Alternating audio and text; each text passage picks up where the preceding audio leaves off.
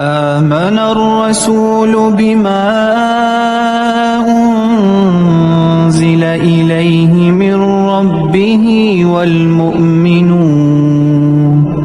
كل آمن بالله وملائكته وكتبه ورسله لا نفرق بين أحد من رسله وقالوا سمعنا وأطعنا غفرانك ربنا وإليك المصير لا يكلف الله نفسا إلا وسعها لها ما كسبت وعليها ما اكتسبت ربنا لا تؤاخذنا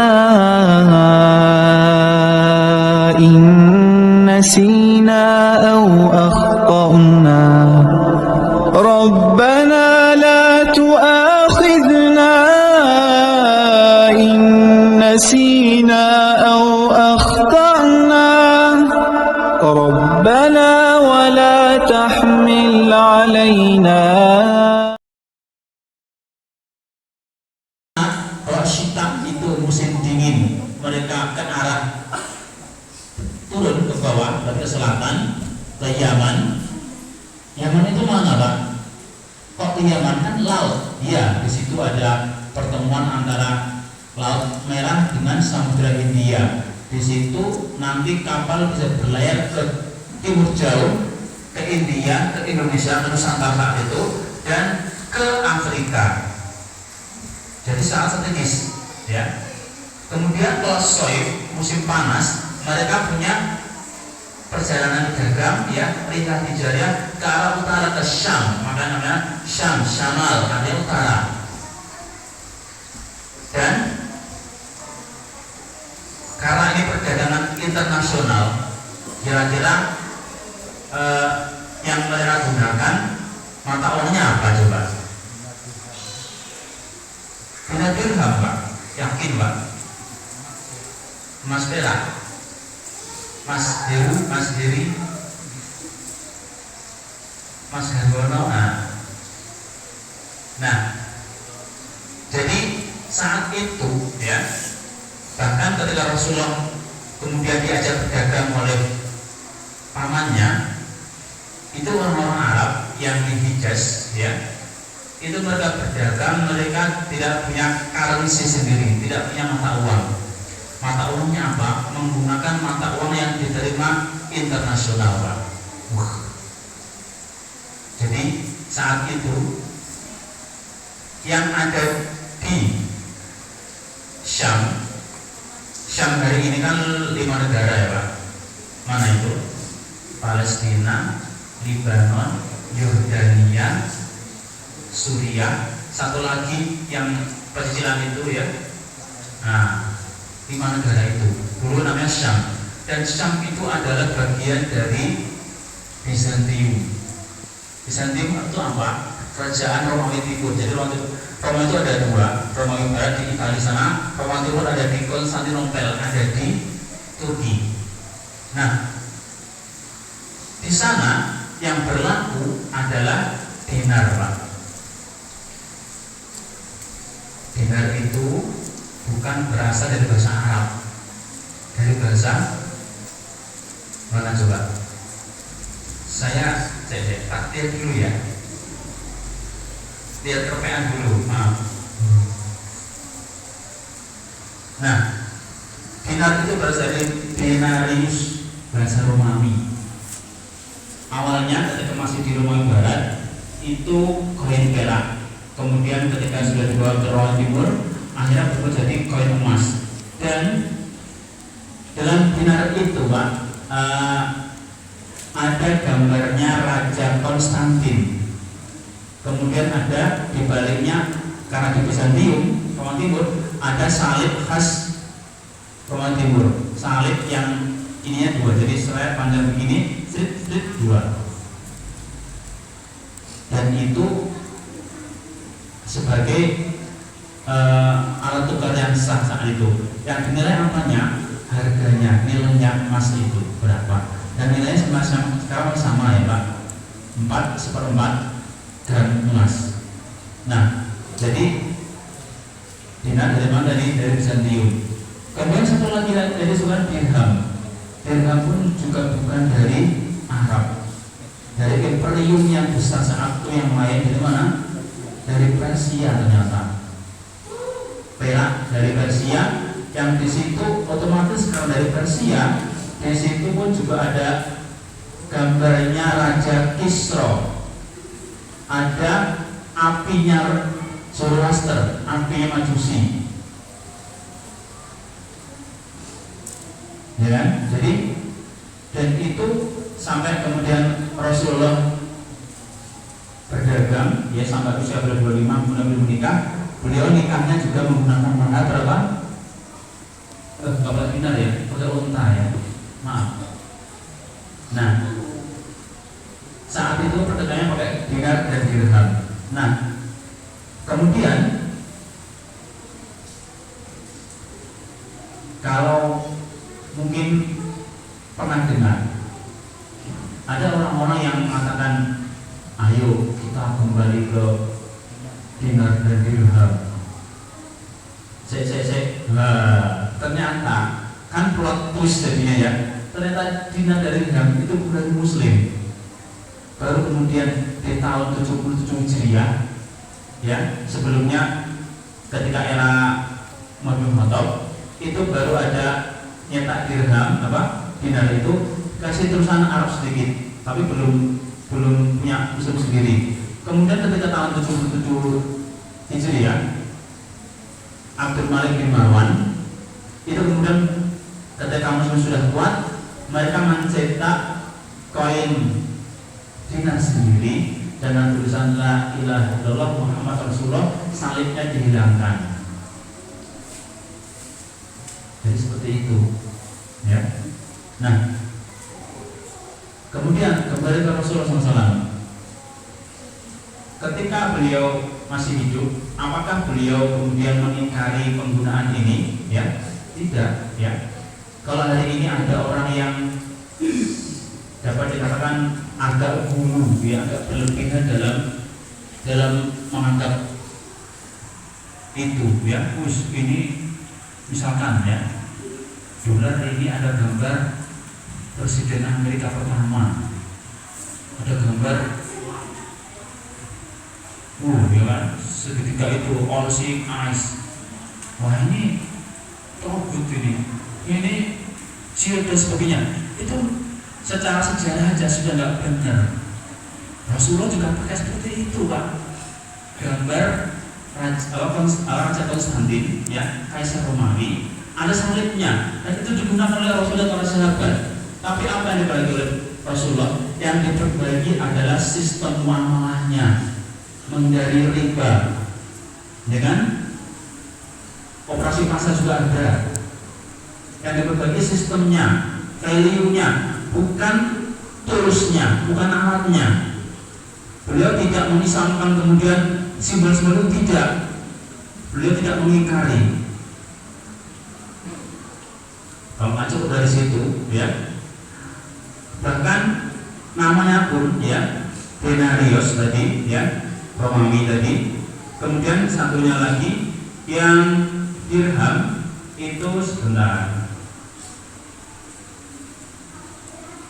Dirham itu baru saja tadi ya, maaf, sebentar. Drakma. Jadi bahasa Persia kemudian jadi bahasa artinya menjadi dirham. Dan itu Allah pun juga tidak merubah bahasa itu dari bahasa aslinya, ya kan?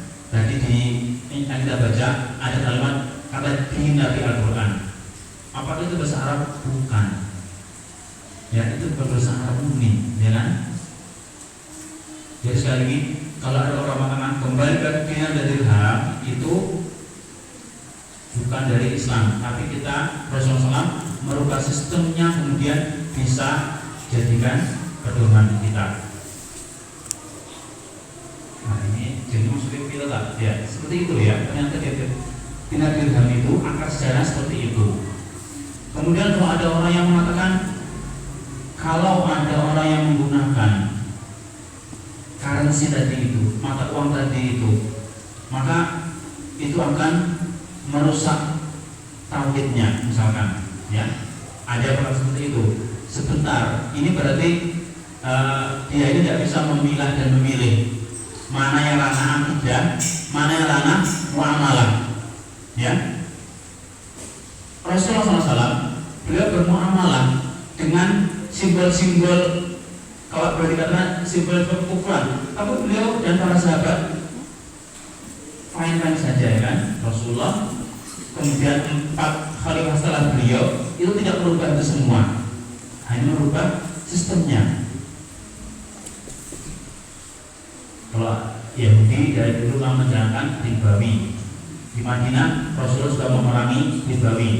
Bahkan sampai hari ini siapa yang memegang bank terbesar dunia?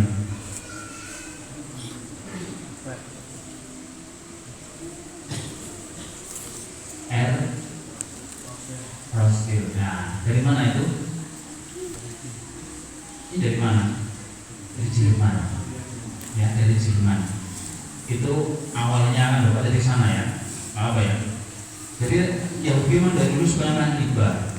Kalau awalnya itu mereka itu memberi pinjaman kepada perseorangan, kepada perusahaan, akhirnya mereka menentukan kalau ingin cepat berkembang, kasih pinjaman kepada negara atau kerajaan.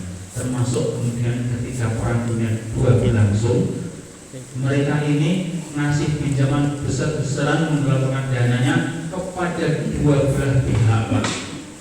Apapun hasil perangnya, mereka ambil banyak dengan ribawi. Seperti itu, ya, memberikannya. Nah, kembali ke tadi, ya.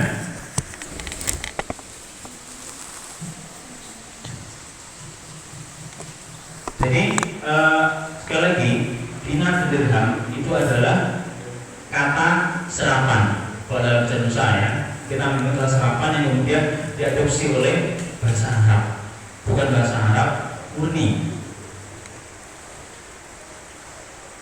Terus sekali lagi, ya, jadi penggunaan seperti itu, penggunaan dinar dan dirham saat Rasulullah SAW masih ada, itu tidak kemudian mencederai, ya, tidak melukai tauhidnya. Kenapa ada?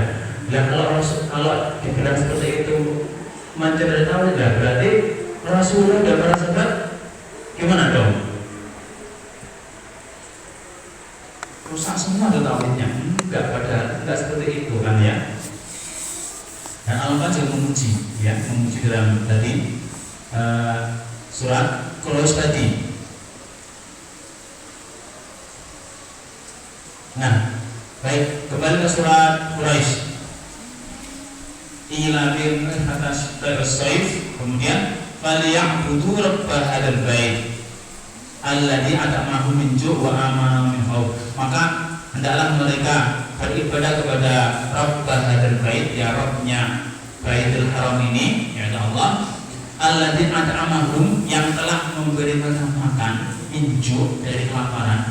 Dari kelaparan sebelumnya apa? Ya tadi, ya, Quraisy itu daerah yang mereka tempati tandus, kering, tidak ada pertanian sama sekali. Kemudian wa amanahum min khauf, dan mengamankan mereka dari khauf, ketakutan, ya. Ketakutan puncaknya adalah ketika kedatangan Abraha dari Yaman.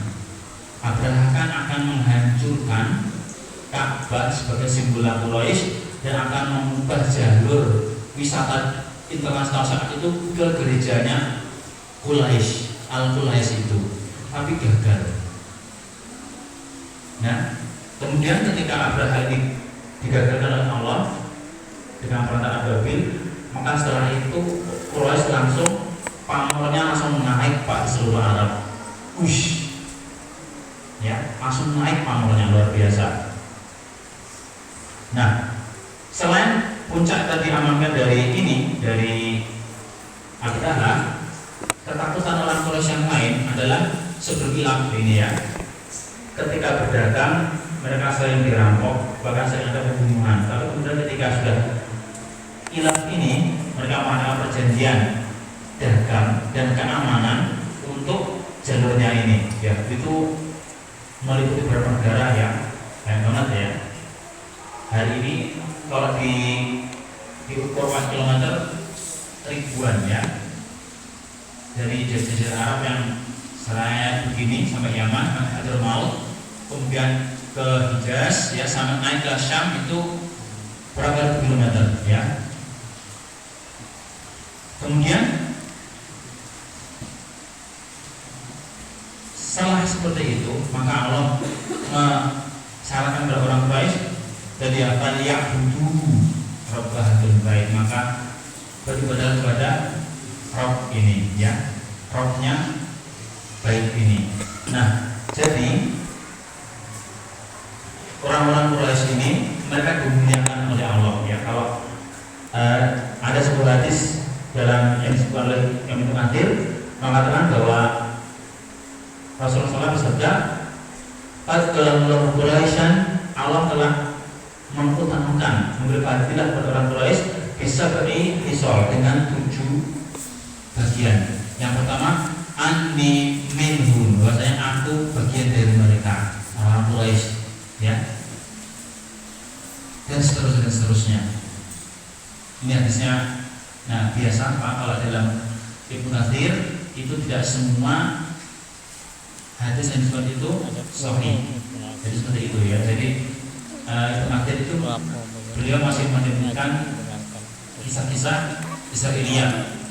Bagaimana kedudukan kita menerima tentang Israiliyat? Bagaimana Pak?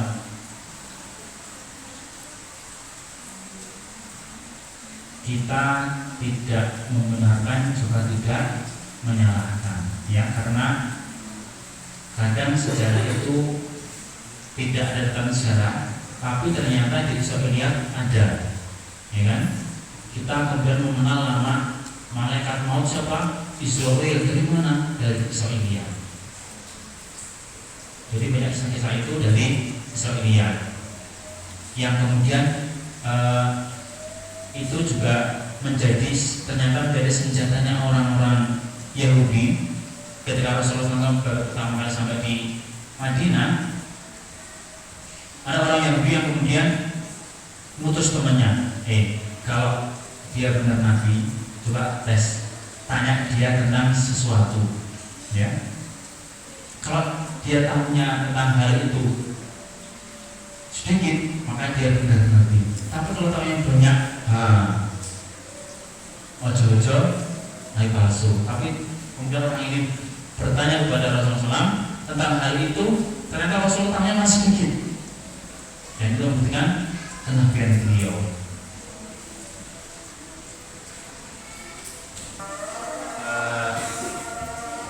Hari ini kajian sirah nabawiyahnya rototnya lempet ke ekonomi ya.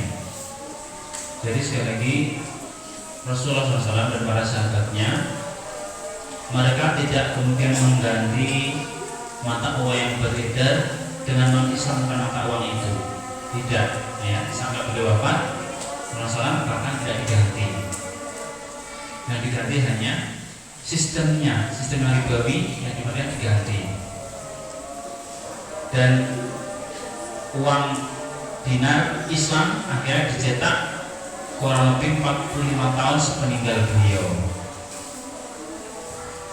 Nah, jadi Islam itu mengatur nilai dan keadaan ekonomi bukan terkait pada bentuk fisik mata uang dan simbolisnya, tidak seperti itu ya. Baik, hadirin sekalian, satu lagi sebenarnya yang ini bukan sirah yang kronologis ya. Ini di bab lain. Hari ini kan kurang lebih 2 pekan ini ya, semenjak bencana di Aceh, Sumatera Barat, Sumatera Utara, kemudian muncul tentang kekurang percayaan rakyat terhadap penanganan pemerintah terhadap bencana. Bahkan muncul istilah NPD, ya, narcissistic personal disorder, ya. Seseorang yang terkena ini, ya, merasa diri paling benar, merasa dirinya harus dipentingkan di atas semuanya, egonya besar. Kalau ada orang lain yang ngasih tahu nggak benar, pokoknya aku semuanya benar, seperti itu, ya. Nah, ternyata dalam sirah Nabawiyah, Nabi yang tiku anil hawa, ya, Nabi SAW yang beliau itu ucapannya itu wahyu, itu saja ketika beliau bertindak kemudian dinilai kurang tepat oleh para sahabat, itu beliau mau menerima, ya. Ada beberapa kejadian di sirah Nabawiyah itu, terutama yang paling ini, ya, ketika kejadian perang Badar, kata Rasulullah SAW sudah memilih tempat untuk berdiam diri di perang Badar, ya. Beliau sudah di situ, ya, di sebuah sumur kecil di situ. Akhirnya ada sahabat ini bukan ring satu Rasulullah, bukan ring satu, bukan sahabat utama, bukan as-sabiqun al-awwalun, bukan al-asyraful jannah. Namun beliau ini berani untuk menyampaikan pendapatnya. Bertanya Rasulullah, kira-kira, ya, kalau bahasa kita, ya, antum melihat tempat di sini ini ra'yu atau wahyu, ya, opini jenengan piyambak napa wahyu? Akhirnya Rasulullah mengatakan ini adalah siasat perang, berarti bukan wahyu. Ya sudah, Rasul berarti ada peluang untuk masuk, ya kan, karena ini hanya siasat perang. Ya sudah, kalau begitu kita timbun semua sumbernya, kita siapkan satu untuk kita. Jadi orang-orang Quraisy besok datang ke sini, mereka tidak punya sumur. Kalau ingin sumur harus melalui kita. Akhirnya ide itu diterima. Siapa menyampaikan itu adalah Al-Hubbab bin Al-Mundir. Diterima, Pak. Bukan dari ring satu Rasulullah, bukan 10 awalun, ya, juga bukan 10 orang bisa masuk surga. Bukan sahabat pertama, tapi ketika menyampaikan pendapat yang rasional. Kalau Pak Jadi kemarin menyampaikan akal wa syar'an, ya, secara akal itu oke, rasio masuk rasio, ya, dan syar'inya dapat, maka jalankan. Rasulullah menerima itu dan ide itu dilaksanakan. Kemudian lagi ada kisah ketika perang itu, ya, Ahzab, perang koalisi Madinah yang dihuni penduduknya kira 3.000 orang, akan diserbu oleh pasukan koalisi Quraisy dengan seluruh orang Arab, sekitar 10 pasukan. Rasulullah bingung, maka ada pendapat dari sahabat yang bukan ring satu, bukan as-sabiqun al-awwalun, bukan al-asyraful jannah, bahkan bukan orang Arab, Pak, orang Persia, Salman Al-Farisi. Kata Rasulullah, ya wahai Rasulullah, kalau di negeri kami, kalau kami perang dengan jumlah sedikit melawan yang banyak, kami bikin padat. Akhirnya usul itu diterima dan dilaksanakan, ya. Salman ini bukan Ansor, bukan Muhajir, bahkan, ya, tapi diterima. Luar biasa sekali, ya. Kemudian itu contoh usulan dari sahabat yang benar, ya, dan hasilnya betul. Kemudian ada juga, Pak, hasil, kalau istilah kerennya kan kolektif kolegial, ya, musyawarah bersama untuk menentukan suatu masalah, kemudian diputuskan ketika saat itu di tahun 3 Hijriah akan menghadapi perang Uhud. Kemudian ketika musyawarah, para sahabat muda dari Ansor asli Madinah itu mengatakan, Rasulullah, sebaiknya kita song-song orang kafir Quraisy di Uhud saja, jangan di sini, jangan di Madinah. karena risiko yang terlalu besar ke Madinah. Nanti kalau kita kalah, maka Madinah akan habis. Dan Rasulullah mengiyakan usul itu, ya, karena sudah jadi ijma bersama dari kesepakatan. Akhirnya mereka menyongsong musuh di Uhud, kemudian kalah di Uhud. Apakah kemudian Rasulullah SAW menyalahkan usaha itu? Tidak, ya. Rasul tidak menyalahkan usaha tadi itu. Bahkan Allah langsung menurunkan ayat wasyawirhum fil amr, dan bermusyawarah dalam memutuskan. Allah malah memuji musyawarah itu, walaupun hasilnya tidak selalu kemenangan. Jadi seorang pemimpin Rasulullah SAW ini, beliau walaupun dipimpin langsung oleh wahyu, namun beliau juga manusia biasa yang kadang pendapat beliau juga ada salahnya. Ketika ada yang menggunakan, beliau sangat menerima, ya. Nah, mestinya kita kalau mau mengadani beliau beneran, praktekkan betul ya. Saya yakin sudah hafal semuanya. Undur maqala wala tandur manqala, ya. Lihatlah apa yang dikatakan, jangan lihat siapa yang mengatakan. Jadi ini dalam banget Pak, ya, dalam banget ini. Kadang orang yang tidak kita perhitungkan malah bisa kasih masukan yang luar biasa. Iya, ya. Dari orang kepercayaan kita kadang nggak muncul ide seperti itu, ya. Idenya tadi Al-Hubab dan Salman Al-Farisi ini kan benar-benar out of the box, ya, benar-benar nggak terpikirkan saat itu. Mereka bukan siapa yang diperhitungkan, tapi ternyata ide mereka diterima oleh Rasulullah SAW. Jadi sekali lagi kita mestinya jadi orang yang seperti itu, ya, bijak, kritis, ya, tapi juga jangan sinisan, begitu, ya. Ada yang mengatakan kalau ini kok ke sana lah, ya, nggak apa ya. Kalau kita sedang sholat di tempat yang tidak kita bisa di situ, kemudian gerakan sholatnya berbeda, ya sudah diamkan. Kenapa? Ya karena barangkali orang itu mendapat dalil penguat yang lain yang kita belum tahu. Karena fikih itu luas dan luwes. Nah, betul nggih? Fikih itu luas dan luwes. Bagi yang sudah pernah ke umrah, ya, ketika melihat orang sholat di sana itu, wis gayanya macam-macam, ya. Ada yang Allahu Akbar ketika sholat, kanannya nggak benar begini, malah biasa.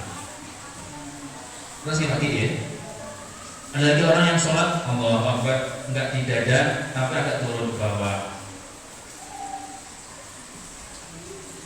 Ada lagi yang setelah rukuk pas ijab, ada yang begini lagi, ada yang enggak. Ada yang tangannya menunjuk langsung ketika itu dulu tasyahud langsung begini. Ada yang nunggu asyhadu alla ilaha illallah. Ada yang muter-muter, ya. Ada yang kanan kiri, karena sekali lagi tiga itu luas dan luas. Kalau ada bertanya mana yang lebih baik, sujud itu tangan dulu atau lutut dulu, dua-duanya benar. Yang penting jangan kepala duluan, ya. Mak ciduk nih, ya lumayan, ya. Jadi tadi, ya, kajian sirahnya hari ini seperti itu. Kita nggak bahas kronologis kejadian masa hidup Rasulullah, tapi bab lain yang yang sequel yang saya kira ini penting untuk kita ketahui ya, supaya tidak mudah kemudian menjustifikasi orang yang tidak menggunakan ini maka begini ya. Sekali lagi, ternyata dinar dan dirham itu bukan asli dari orang Arab, bukan budaya Islam, tapi kemudian Islam menerima itu ya, dinar dan dirham. Dinar tadi berasal dari bahasa Romawi, dirham dari Persia.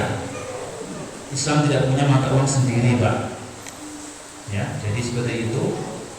Jadi Islam itu datang menghormati yang namanya al-urf, adat, kebiasaan, selama tidak menyelisihi syar'i. Seperti itu.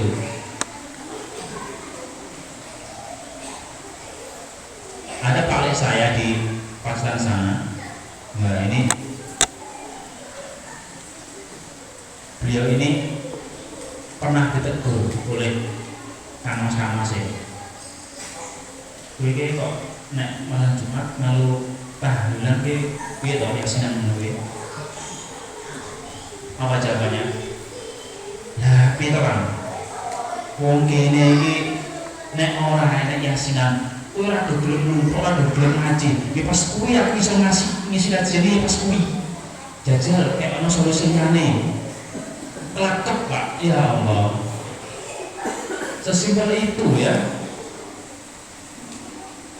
Jadi kadang yang dianggap bid'ah ya bagi sebagian kalangan itu malah jadi solusi untuk ngaji.